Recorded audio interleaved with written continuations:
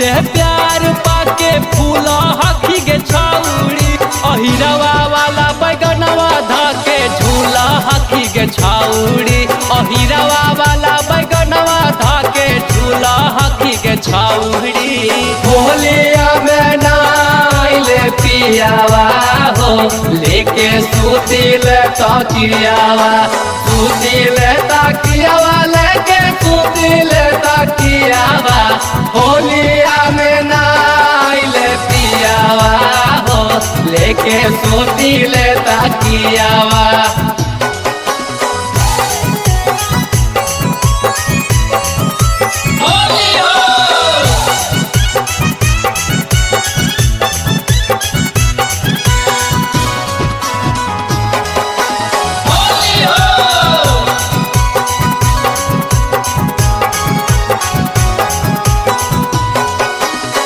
बभना के रंगवा लेके हो गई सयान गे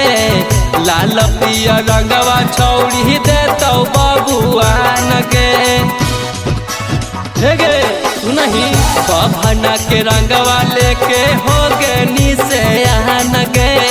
लाल पिया रंगवा छौड़ी दे तो बबुआन गे साहबज के रस पी के डोला हखी के छौड़ी अगे शर्मा जी के रस पी के टोला हखी के छाउड़ी अहिरवा वाला बैगनवा धाके झूला हखी के छाउड़ी अहिरवा वाला बैगनवा धाके झूला हखी के छाउड़ी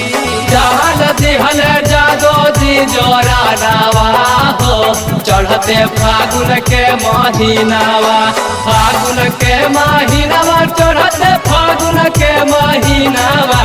डाल दिहल जादो जी जोरा नावा हो चढ़ते फागुन के महीनावा